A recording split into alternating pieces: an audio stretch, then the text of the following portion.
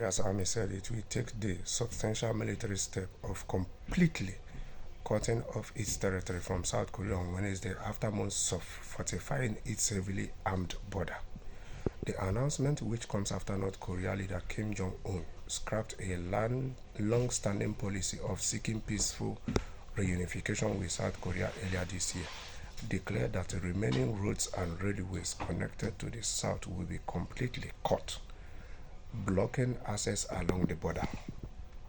The acute military situation prevailing on the Korean Peninsula requires the armed forces of DPRK to take a more resolute and stronger measures in order to more creditably defend the national security, the General Staff of the Korean People's Army, KPA, said, according to a notice to state-run news agency KCNA that refer to North Korea by the initials of its official name, the Democratic People's Republic of Korea.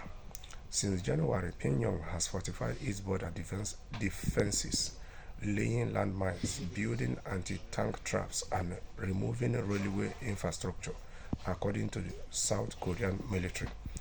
Kim has also ramped up his fiery rhetoric against the South, referring to it as the North's primary foe and invariable principal enemy.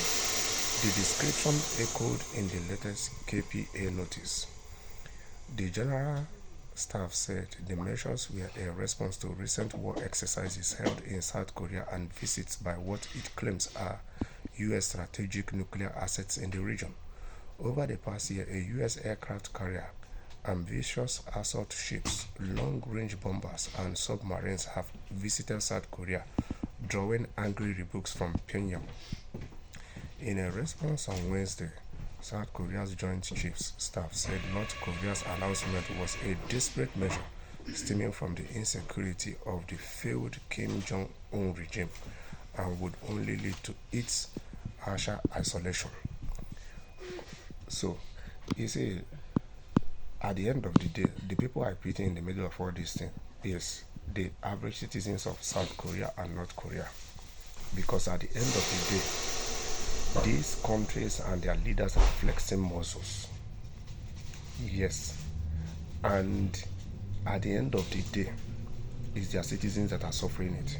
North Korea is doing what it's doing because he knows that US is seriously financing the South Korea and is the if I'm not mistaken, the strongest ally of South Korea. So North Korea is just being careful and trying to be at alert because North Korea is one of the most sanctioned countries in the world. Yes. So, but at the end of the day, it is the average citizens of the South or the North Koreans that I pity. But come to a fact table, the way the conflicts, wars are happening all over the world, if these conflicts, if these wars are not properly managed, it might lead to Third World War, which will not be funny.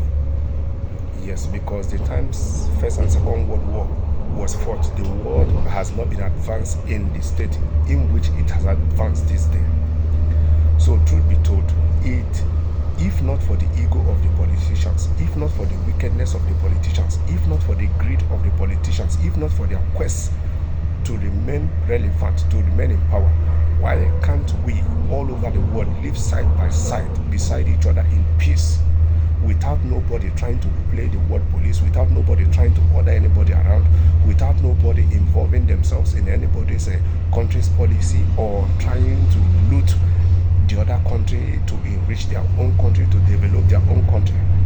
At the end of the day, we have lost touch with humanity. And at the end of the day, this remains the highest level of wickedness of man to his fellow man.